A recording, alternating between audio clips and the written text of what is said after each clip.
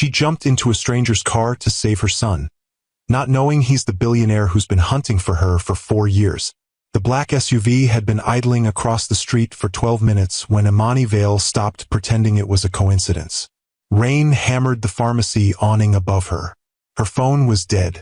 Her 12-year-old son was shivering beside her.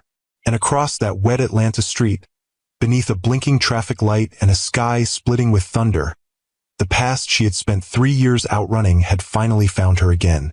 So she did the only thing a desperate mother could do.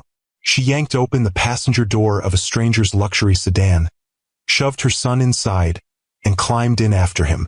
"Please," she said, breathless, terrified. "Just drive." Then the man behind the wheel turned, looked straight at her through the storm-dark interior, and said her name like he had been carrying it for years. "Imani, have you ever had a moment when fear made the choice before your mind could catch up? When you knew if you hesitated 1 second too long, everything you loved could be at risk?"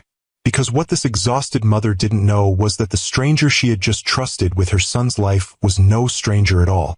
He was the billionaire who had spent 4 years trying to find the woman who once saved his life, and tonight, he was about to reveal a truth that would change everything she thought she understood about betrayal, protection, and the kind of love that arrives quietly after the storm.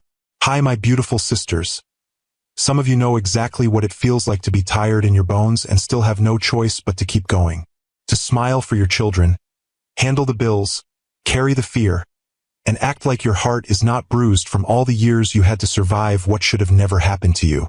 This story is for every woman who has ever had to rebuild in silence, for every mother who learned how to stand guard while healing, and for every soul who forgot, just for a little while, that being strong does not mean you were meant to do everything alone. Tonight's story is about more than danger.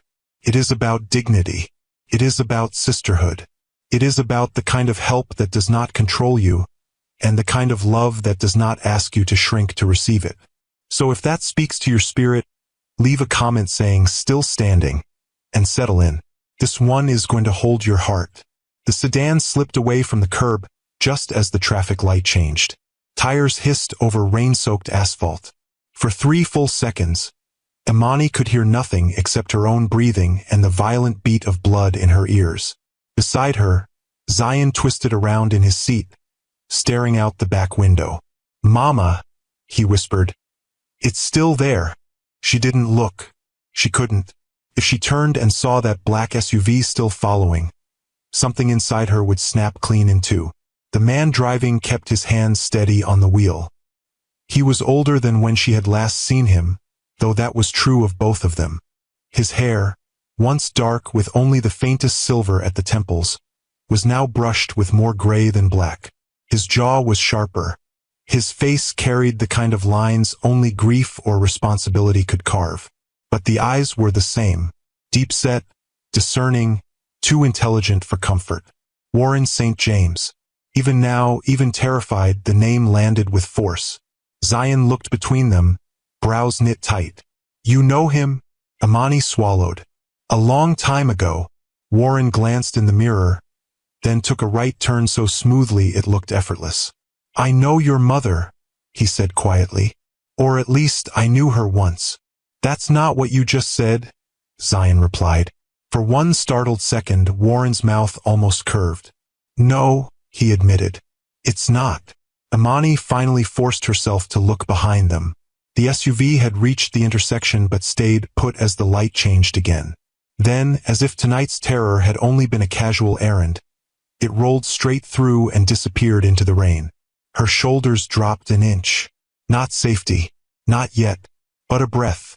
She sat back against the seat, damp coat clinging to her, pulse still racing.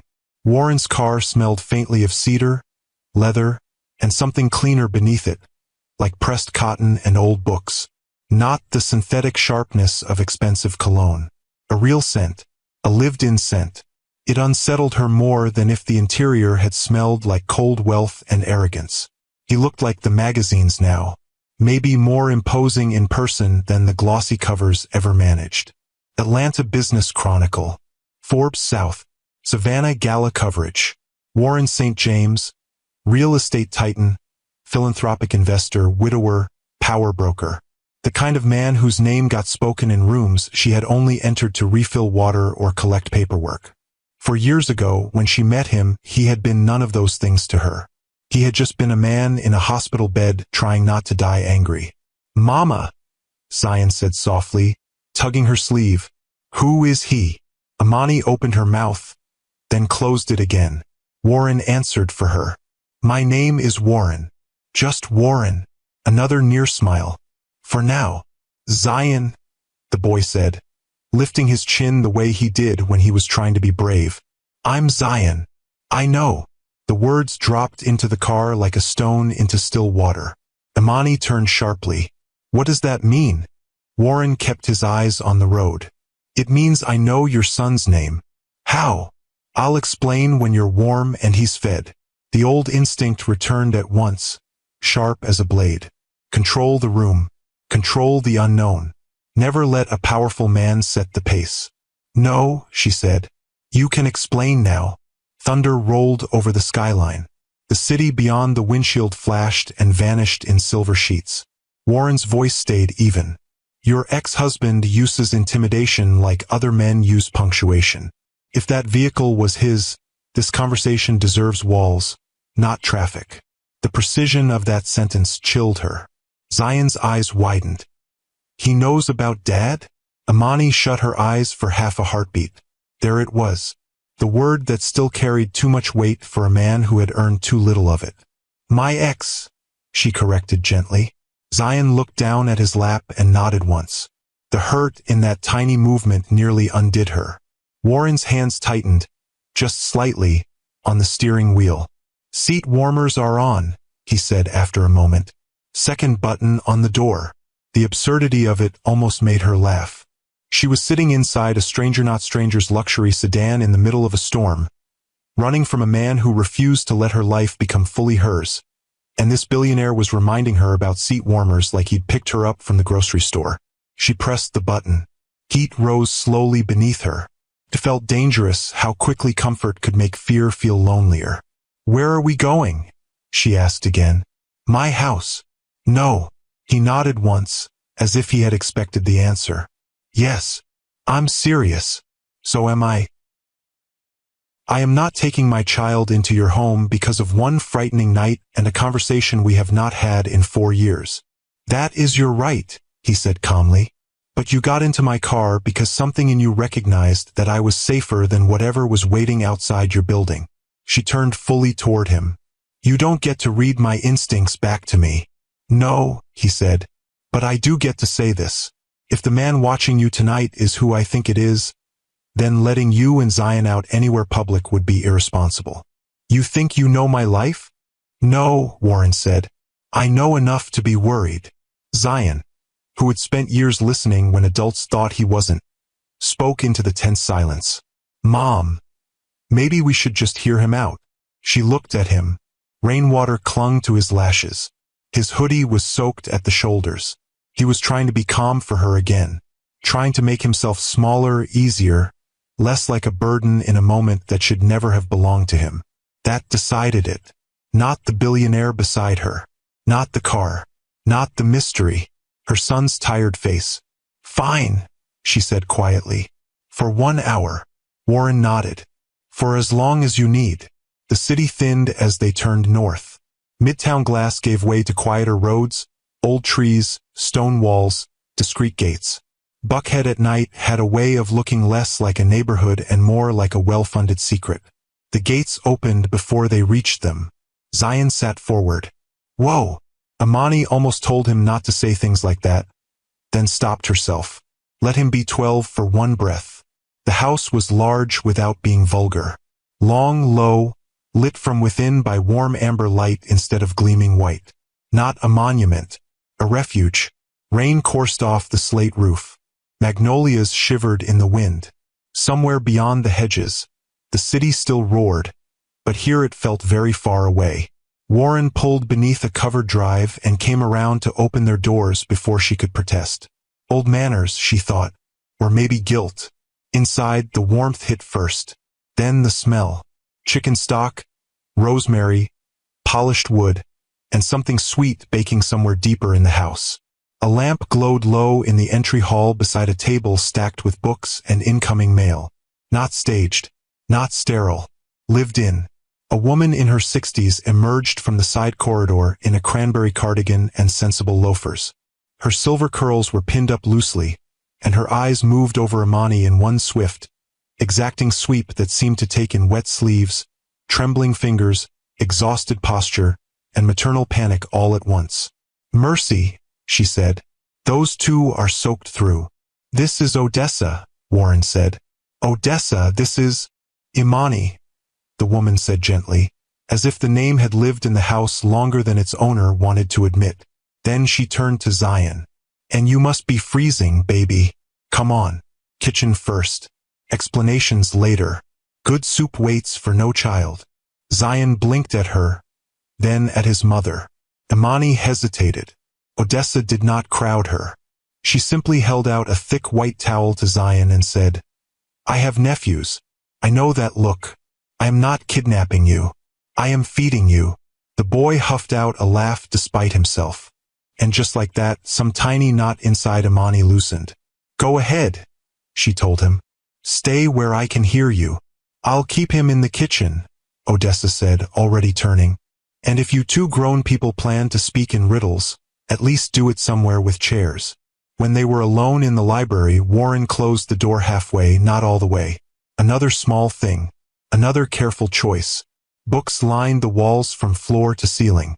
Framed black and white photographs sat between shelves. A woman at a piano, two children on a sailboat, an older couple laughing over a backyard grill. A brass reading lamp cast a low pool of light over a leather chair and a folded newspaper. On the far side of the room, rain streamed down tall windows overlooking a dark garden. Imani remained standing. Warren removed his coat, draped it over a chair, and turned to face her fully. For a moment neither spoke. Then he said, "You disappeared." She let out one short, incredulous breath. "That's an interesting opening. It's an honest one." "Honest." Her voice sharpened. "You were discharged from a private cardiac floor back into a world of assistants, lawyers, and drivers. I was a contract employee working night shifts with a dying marriage and a child at home. You did not exactly lose yourself in the wilderness." His gaze did not flinch. "I looked for you." The room went still. Outside, thunder cracked again. Farther away now. Imani folded her arms. "Why?" His answer came too fast to be rehearsed. "Because you were the first person in years to speak to me like my soul mattered more than my portfolio." That should not have touched her. It did anyway.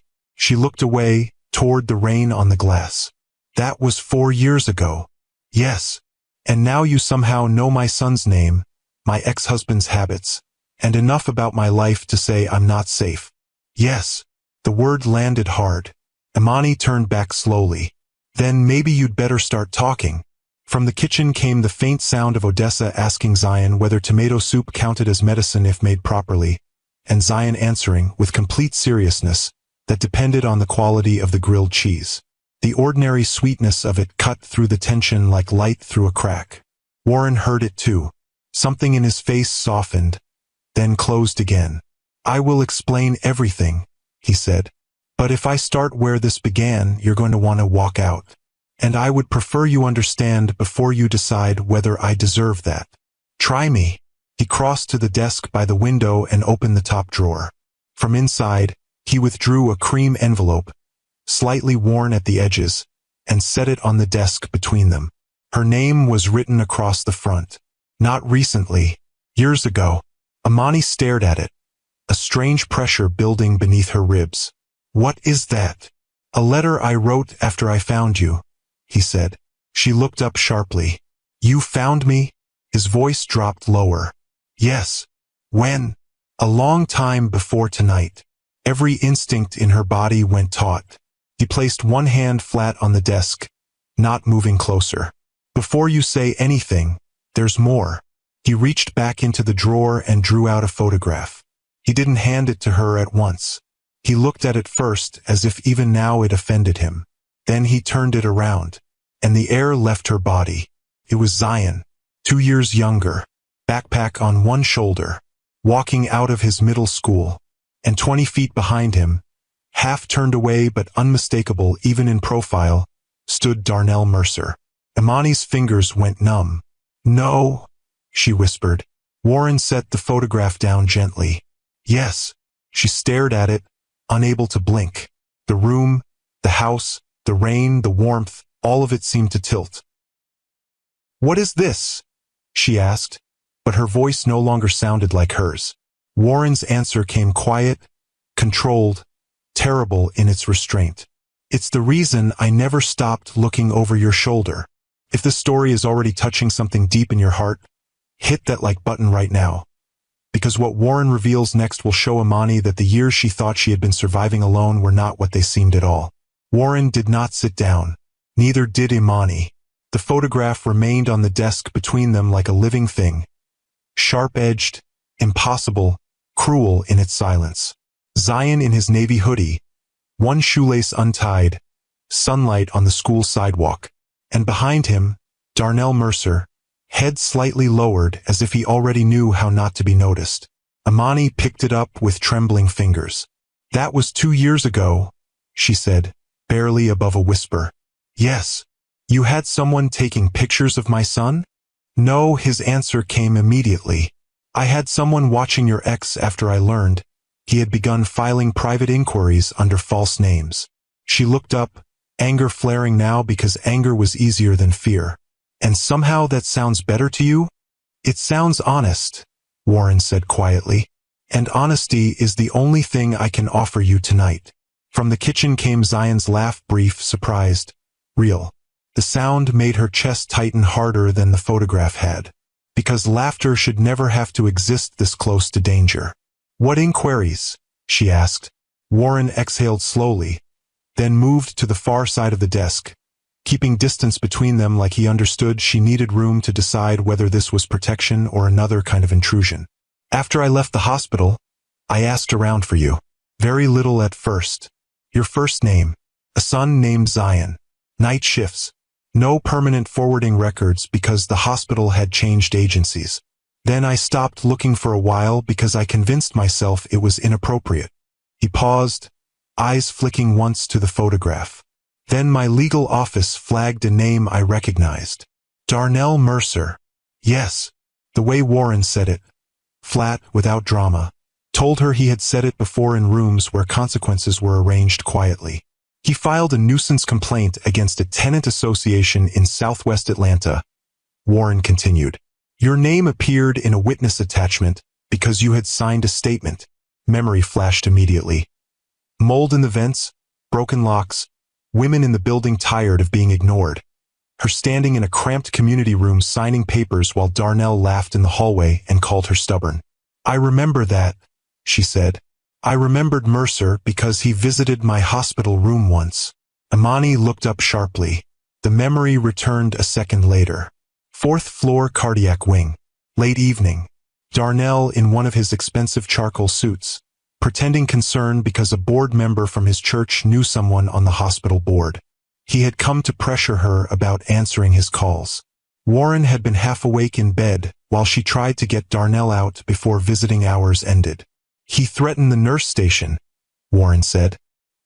"He said he was worried about my emotional stability.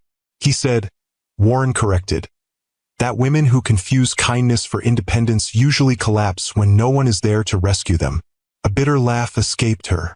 "That sounds like him." It sounded like ownership. The word landed like a stone. Ownership. That was exactly what marriage to Darnell had become by the end. Not partnership, not love, not even argument. Just a slow insistence that every room belonged to his version of reality and every person inside it should adapt. Warren opened the envelope and withdrew folded papers. "These are copies," he said. "I kept the originals elsewhere." He handed them across the desk. Legal filings, dismissed petitions, requests for school records. One inquiry filed under a false spelling of Zion's middle name. Imani read the dates and felt something cold move through her body. "He tried twice for school access?" she whispered. "Twice officially," Warren said. "Possibly more." Her fingers tightened so hard the paper bent. I never got notice. No, Warren said, because both filings disappeared before service. She looked up slowly. Disappeared.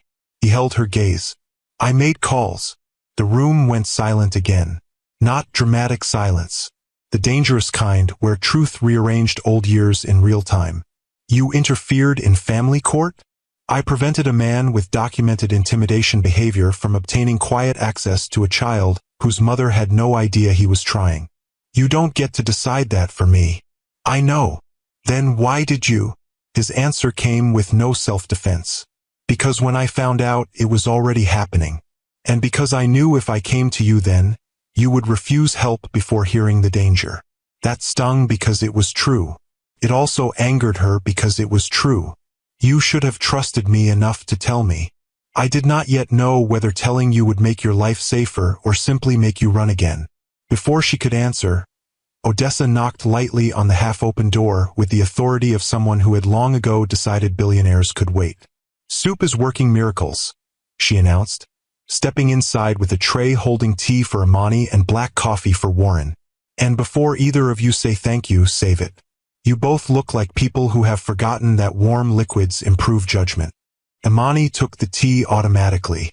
Odessa's eyes flicked to the photograph, then to Warren. So you showed her? Yes. Well, Odessa nodded once. About time. Imani looked at her sharply. You knew. Odessa gave a short, unimpressed breath. Child. I knew before he admitted he was paying investigators to watch a man instead of sleeping like normal grieving people. Warren almost closed his eyes. Odessa. What? She said. You hired retired federal people and then paced this house at 3 in the morning every time new information came in. You think nobody noticed? Imani stared between them. There it was again, that feeling that her private life had somehow been orbiting larger forces she had never seen. Odessa softened her voice. He didn't approach you because I told him not to. The sentence stunned even Warren, if his face meant anything. You told him not to? Imani repeated. Yes. Odessa folded her hands in front of her apron. Because women leaving controlling men do not need powerful strangers appearing with files and explanations before they can breathe.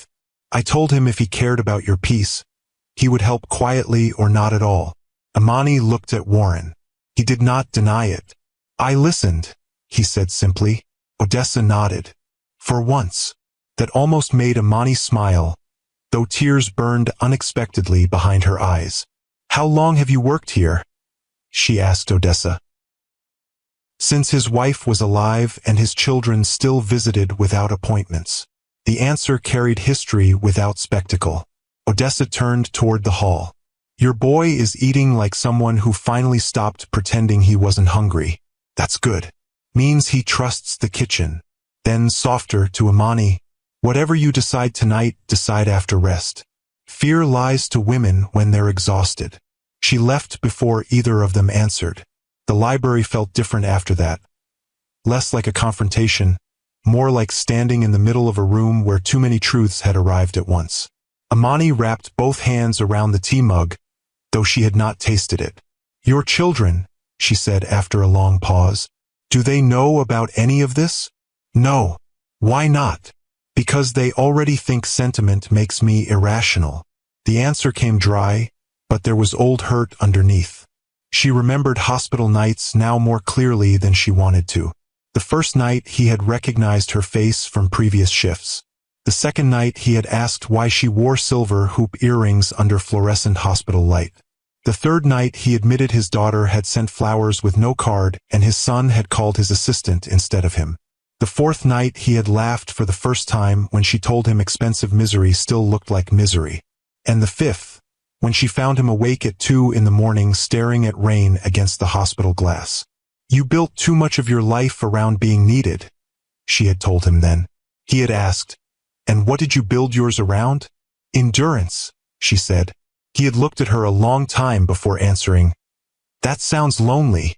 Back then, she had shrugged because loneliness still felt less frightening than honesty. Now, in his library, for years later, that old conversation returned with uncomfortable force.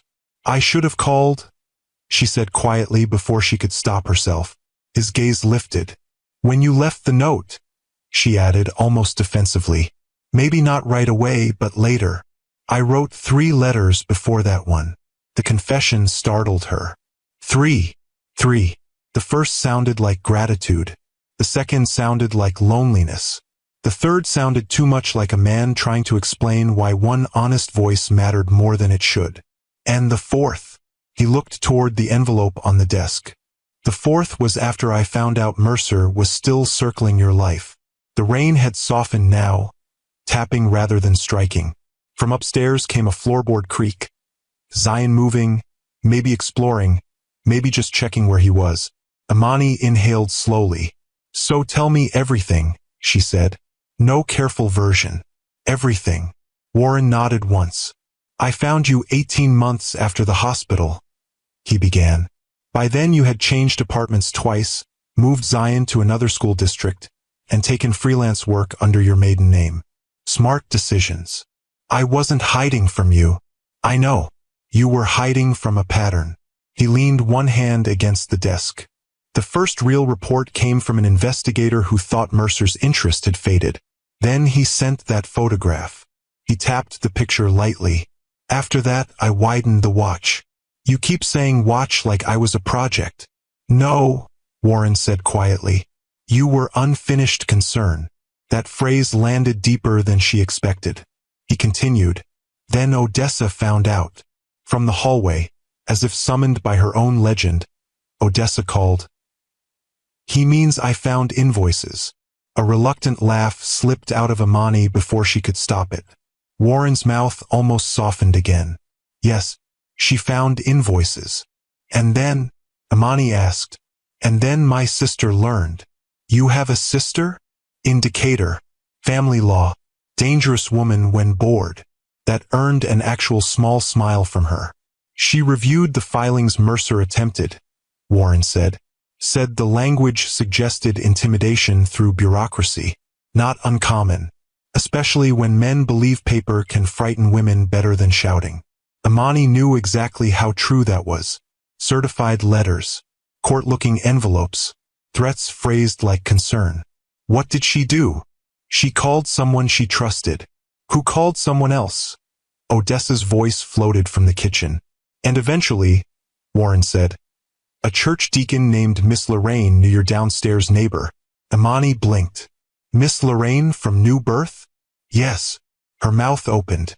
No. Yes. Now the shape became visible. Miss Lorraine suddenly insisting she review a legal letter before Imani signed anything. Mrs. Talbot downstairs somehow always hearing the wrong footsteps in the hallway at the right time. An older woman from church, coincidentally, recommending a scholarship program Zion later entered. All these little pieces she had called luck because naming them anything else required believing someone had noticed her struggle more than she had allowed. A quiet network. Women. Of course it was women. Odessa reappeared in the doorway, arms folded. Men imagine they save things because they sign checks, she said. Women save things because we answer phones and remember names. Imani laughed again, but this time tears came with it. Real tears. Exhausted ones.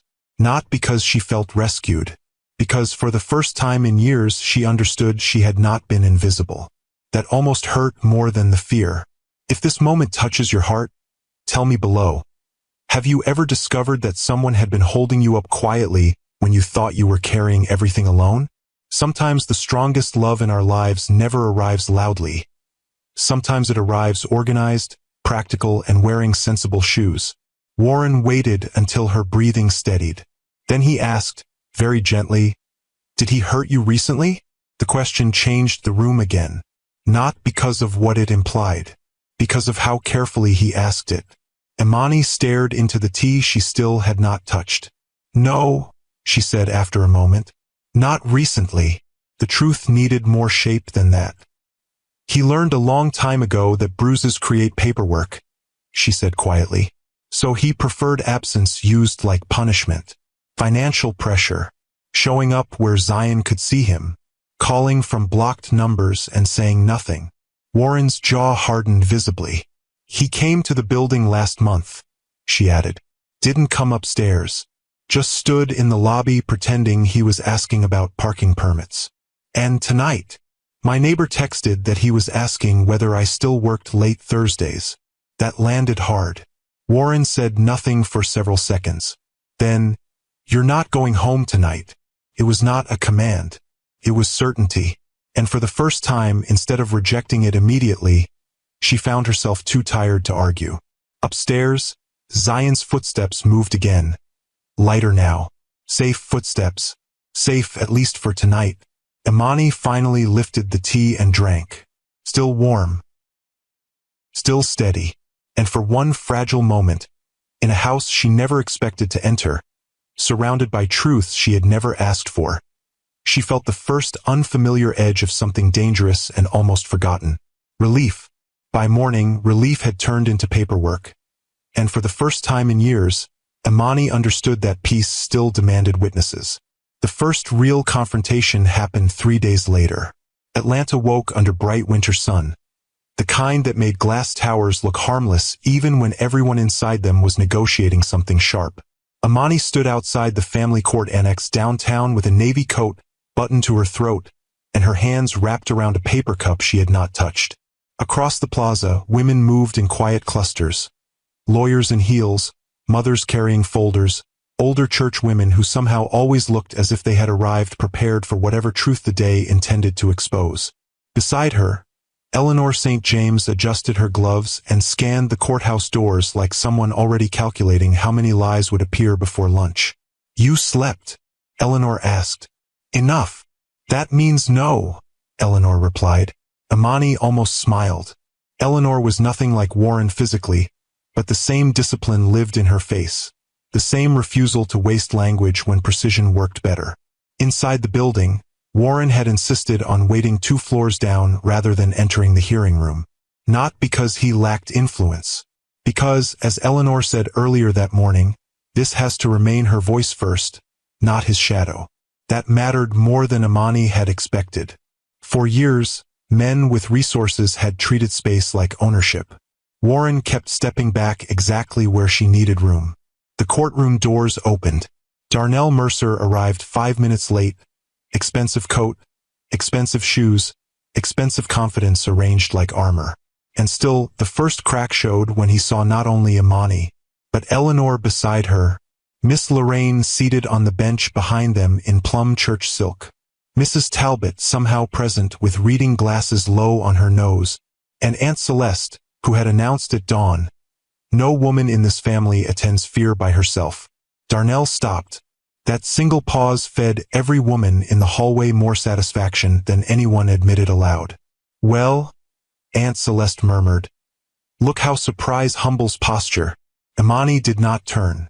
Darnell approached with the old polished smile he once wore whenever witnesses were near. "You brought an audience." Imani answered calmly. "No, I stopped coming alone." That landed.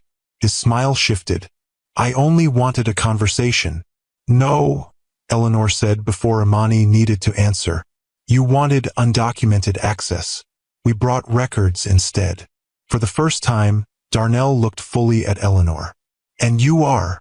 The reason your attorney advised a different tone this morning." That ended the conversation before it began. Inside, the hearing itself lasted less than 40 minutes. Because patterns, once written plainly enough, embarrassed men who depended on ambiguity. The judge reviewed call logs, dismissed filings, unauthorized school inquiries, building surveillance reports, and finally the message Warren had received. The photograph of her apartment entrance. The caption beneath it, "You always did like hiding behind other people's doors." The judge removed his glasses, looked directly at Darnell, and asked one devastating question. "Do you understand how often women are expected to call this coincidence until paperwork proves otherwise?" Even Darnell had no polished answer for that. By noon, the order expanded. No contact, no proximity to school, no indirect messaging, no third-party intimidation, clear language, clear consequences. Outside the courthouse, the winter air hit different. Not triumphant, not cinematic, just lighter, as though something old had finally lost oxygen. Miss Lorraine hugged Imani first. Mrs. Talbot announced, "I dressed for exactly this level of satisfaction." Aunt Celeste adjusted her scarf and said, "Now eat something before victory turns into dizziness." Only then did Warren emerge from the far side of the corridor, coat buttoned, expression unreadable until his eyes found hers. He did not ask how it went. He read her face and understood. "It held?" he asked quietly. She nodded. His exhale was small, but she heard it. That mattered more than celebration would have. Because relief looked strange on powerful men, less dramatic, more human. Zion insisted on hearing everything that evening. He sat at Odessa's kitchen island doing homework while pretending fractions deserved his full attention. "So he can't come near school now?" "No." "Or text weird stuff?" "No." "Or stand outside buildings acting like parking is suddenly fascinating?" That made Odessa laugh so hard she nearly dropped a spoon. "No," Imani said, smiling despite herself. "Not that either." Zion nodded slowly. Then, without looking up, he asked the question children saved until adults relaxed.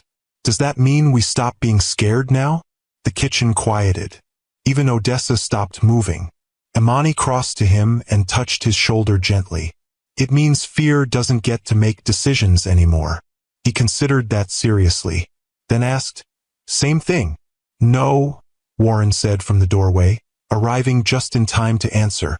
"Not the same thing." Zion looked up. Warren continued carefully.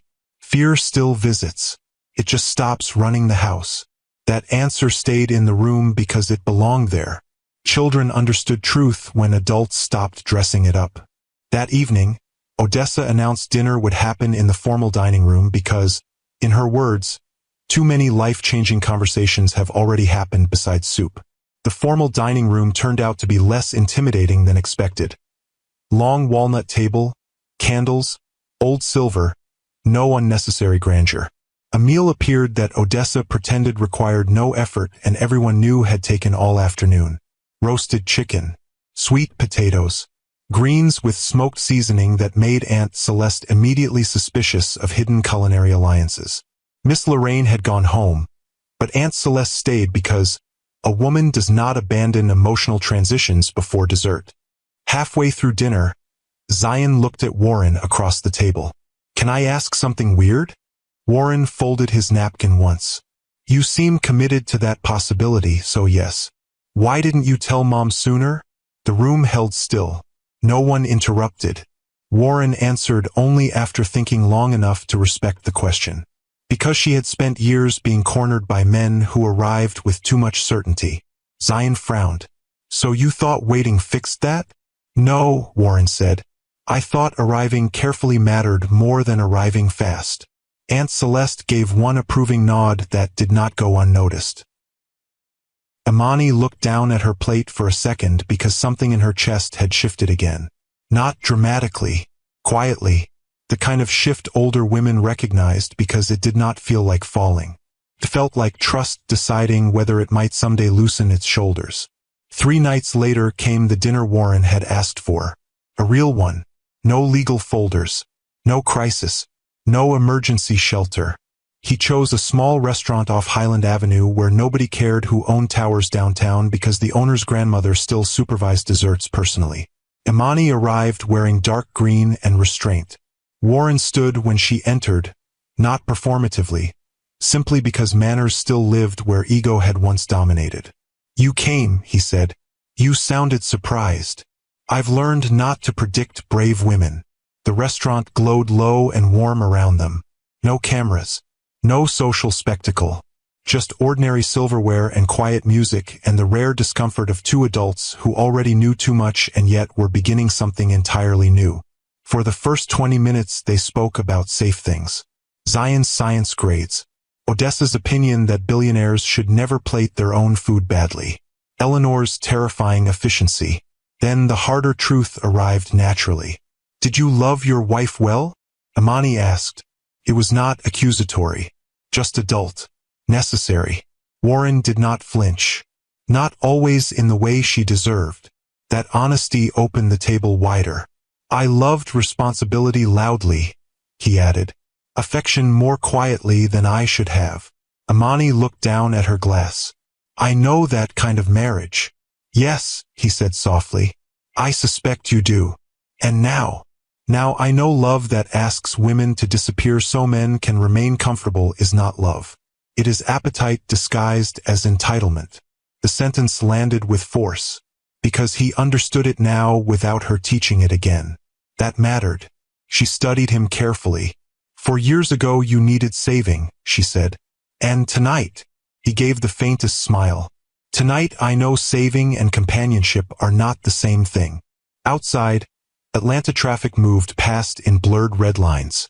Inside, the table held something far more fragile than romance. Permission. Not for fantasy. For possibility. When dessert came, the owner herself sent pecan pie and whispered to Amani. He tips like an apologetic southern uncle. Keep him humble. That made her laugh harder than she expected. And laughter changed everything because laughter made the evening real. Not symbolic. Not cinematic. Human. Later, outside under cold streetlight, Warren walked her to her car but stopped before reaching for the door. Still careful. Still asking space before occupying it. I meant what I said on the terrace, he told her. About shared weight? Yes. She looked at him for a long second, then asked, Do you know what scares women like me most? He waited. Not pain. We know pain. Her voice stayed quiet. It's peace. Because peace asks whether we remember who we are when struggle stops defining us. That reached him visibly, and his answer came just as quietly. Then take your time remembering. No pressure. No grand gesture. No theft of pace. That was exactly why, when she leaned forward and kissed him, it felt earned rather than sudden. A brief kiss. Warm. Measured. Mature. The kind older love understood instinctively because it did not need spectacle to mean something. When she stepped back, he did not chase the moment. He simply looked at her the way men do when they finally understand gratitude and desire can exist in the same breath without demanding possession. At Christmas, Odessa and Aunt Celeste somehow collaborated on dinner despite claiming they mistrusted each other's seasoning philosophy. Miss Lorraine brought pound cake. Mrs. Talbot brought deviled eggs and legal updates nobody requested. Eleanor brought documents because apparently emotional safety still required folders. Zion used the telescope after dessert and called everyone outside to see Jupiter. And standing beneath magnolia branches strung with soft white lights, Amani watched Warren explain constellations to her son with patient seriousness, as though no conversation in the world mattered more than naming stars correctly for a 12-year-old who finally sounded unguarded. Aunt Celeste stepped beside her, wrapping her shawl tighter. That man loves careful, she said. Amani smiled faintly. You said that before. Because women forget it too easily. Inside, laughter spilled through the open doors. Older women arguing about recipes. Odessa correcting Warren from across the room. Zion laughing so openly it no longer startled anyone. And in that moment the lesson arrived fully. Not dramatic, not sudden, just true. A woman's strength was never proven by how long she endured loneliness. It was proven by what she rebuilt once fear stopped writing the rules. By who she allowed near her peace. By whether love arrived asking for control, or offering respect. And maybe that was why this ending mattered. Not because a billionaire found her, but because when he did, he understood she was never waiting to be rescued. She was waiting for life to bring something that knew how to stand beside her without asking her to become smaller. Outside, Jupiter held steady above Atlanta. Inside, the women called everyone back for pie. And this time, when Amani stepped through the doorway, she did not enter like someone bracing for loss. She entered like someone who had survived enough to recognize peace when it finally spoke her name. Sparkle's yellow heart. Spring came softly to Atlanta that year, not with fanfare, not with sudden transformation, but with dogwoods blooming outside Odessa's kitchen window and mornings that smelled faintly of rain before the sun fully settled over the city. By then, routine had done what romance alone never could. It had made trust ordinary. Warren no longer arrived like an event. He arrived carrying groceries Odessa criticized before he finished setting them down. Legal envelopes Eleanor dropped off without warning, and books Zion pretended not to enjoy until the hallway light under his bedroom door stayed on long after midnight. And Imani, without noticing exactly when it happened, had stopped measuring every peaceful day against the fear that once lived underneath it. That surprised her most. Not that Warren remained steady. He had always been steady once he decided to be. What surprised her was how naturally her body stopped preparing for interruption. She slept fully now. She no longer checked building windows twice before bed. She no longer paused when unknown numbers appeared. And on certain evenings, standing in Warren's kitchen while Odessa corrected both of them at once, she caught herself feeling something so unfamiliar it almost embarrassed her. One Thursday evening, Zion sat at the kitchen island with a pencil tucked behind one ear, pretending to finish math while very clearly listening to adult conversation. Warren leaned over the counter reviewing something on his tablet. Odessa stirred collard greens with the authority of someone who distrusted anyone under 60 seasoning too early. "You are both cutting those carrots wrong," she announced without turning. "I'm not cutting carrots," Warren said. "That is why your generation worries me." Imani laughed softly and reached for the knife herself. Zion looked up. "Are you here tomorrow?" He asked Warren the question casually, but not casually enough to hide what sat underneath it. Warren looked over. "Yes." "Why?" "Career day." "You want me there?" That made Zion immediately defensive. "I didn't say want. I asked if you were free." Imani smiled before Zion noticed. Warren understood the boy too well now to embarrass him. "I am free," he said calmly. "What am I supposed to discuss?" "Poor teenage financial choices from 1982. "Real estate," Zion said. "But make it less boring." Odessa laughed so hard she leaned on the stove. That was how most evenings had begun to feel, unremarkable in ways that mattered deeply. No declarations, no performance, just life learning how to stop bracing. A week later, Aunt Celeste called and announced herself before anyone spoke. "I need proper clothes by Saturday." Imani tucked the phone between shoulder and ear while sorting laundry. "For what?" "For whatever Warren St. James thinks he is hiding with that suspiciously polite tone he used when he asked whether I preferred roses or lilies." Imani froze. On the other end, Aunt Celeste gave a satisfied hum. "Exactly. Thought so." By Saturday afternoon, Odessa behaved strangely calm. Too calm. Which meant she knew something and intended to enjoy saying nothing. The house had been quieter than usual all day. No visitors. No Eleanor. No Miss Lorraine.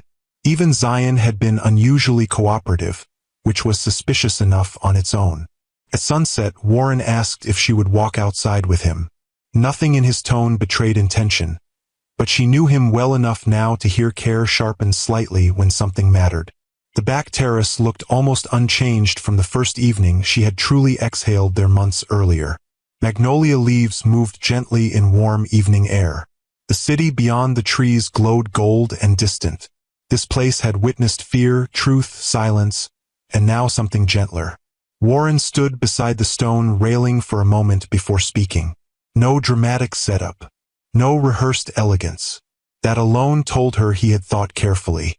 "I have spent most of my life understanding contracts," he said quietly. She folded her arms, watching him.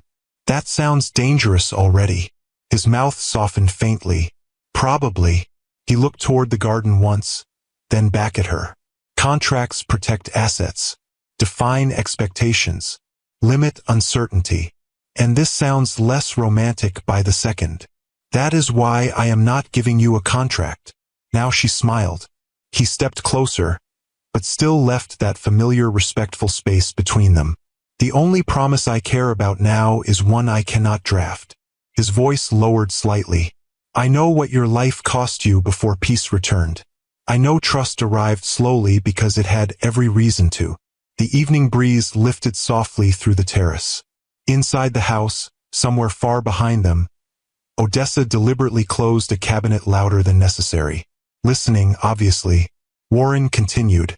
"I also know that every ordinary day beside you has become the part of my life I protect most carefully. No grand flourish. No kneeling immediately. Just truth laid down first. Then he reached into his coat pocket. The ring was simple, elegant, old-cut diamond, modest by billionaire standards, chosen like a man who understood she would distrust anything louder. "I am too old to confuse spectacle with sincerity," he said. That nearly undid her. "So I'll ask plainly." He held her gaze fully now. "Would you let the rest of my life become something we build carefully together?" For a second she did not answer. Not because doubt returned. Because certain moments deserved silence before language. Inside, a floorboard creaked. Then another. Zion. Definitely listening. She laughed softly through sudden tears. "You knew they were all inside that window, didn't you? I assumed Odessa had already informed half the city. She informed Aunt Celeste yesterday. Then we are late." That laugh became the thing that saved her from crying outright. She looked at the ring, then at him, then said the only honest thing possible. "Yes, but only if Odessa agrees not to plan everything." From inside the terrace doors came Odessa's voice immediately. "Too late." Warren closed his eyes briefly, smiling now for real. When he slid the ring onto her hand, it felt strangely calm. No thunder, no cinematic swelling, just certainty finally arriving without fear beside it. The wedding happened 6 weeks later. Small, exactly as she wanted. A garden ceremony at dusk behind the church where Miss Lorraine insisted the acoustics honored vows properly. White folding chairs, soft flowers, no press, no spectacle, no business associates who confused attendance with relevance. Only people who had earned proximity. Odessa supervised flowers like military strategy. Eleanor controlled timing with legal precision. Mrs. Talbot argued with the florist and somehow improved everything. Aunt Celeste wore lavender and announced twice that men should always look nervous before vows. Warren did, not visibly to most people. But Imani saw the small signs, the stillness in his shoulders, the extra breath before each sentence. That moved her more than confidence would have, because this mattered enough to humble him. Zion stood beside Warren before the ceremony began, adjusting his tie for the 3rd time. "You staying for real now?" he asked quietly, not looking up. Warren answered with the seriousness the question deserved. "Only if your mother keeps choosing me." Zion nodded once. Then after a beat, "She will." When music began, it was not grand. Just piano. Soft. Measured. Imani walked slowly down the aisle with Aunt Celeste on one side and her own quiet steadiness on the other. She did not feel like a woman being rescued. She felt like a woman arriving fully awake inside a choice she had earned. Warren watched her with that same expression he wore the first night in the car when recognition collided with relief, except now relief no longer looked fragile. It looked rooted. The vows were brief because neither of them believed length improved truth. Warren's voice remained low, steady. "I promise not to love you loudly when careful is what you need." Several women in the front row immediately reached for tissues. Imani answered after one breath. "I promise not to mistake peace for something temporary, just because life taught me to expect interruption." Even Odessa wiped one eye and pretended she had not. When they kissed, it was warm and gentle, and entirely theirs. No applause at first. Just silence. Then Aunt Celeste clapping once and declaring, "Good. Now somebody feed people before emotion turns into low blood sugar."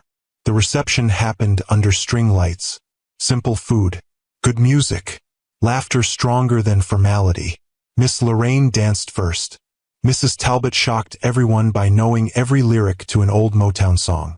Eleanor, against all known probability, smiled twice in public. And Zion spent half the evening explaining to anyone who would listen that Warren still cut carrots badly and should not be trusted unsupervised near kitchen knives. Late in the evening, after the guests thinned and warm lights softened around the garden, Imani stood slightly apart near the edge of the lawn. Warren found her there, married now. The word still sounded unfamiliar inside her own thoughts. "You disappeared," he said softly. "I stepped away for 1 minute. That counts." She looked toward the tables. The women laughing. Odessa correcting somebody's dessert portions. Zion holding court near the telescope Warren had arranged at the far end of the lawn for evening stargazing. Then she looked back at him. Do you know what surprises me most? What? That happiness is quieter than people promise. He understood immediately. Yes, he said. That is why most people miss it when it finally arrives. She leaned into him lightly. No fear, no bracing, just warmth. And standing there under summer-dark Atlanta sky, with laughter behind her and stars beginning overhead, she understood something she wished she had known years earlier. Some women do not wait for love. They survive long enough to recognize it when it arrives without asking them to become less than everything life already taught them to be. And maybe that was why this ending felt true. Not because the billionaire married her, but because the woman who once entered a stranger's car in fear had lived long enough to step toward peace with open eyes and choose it for herself.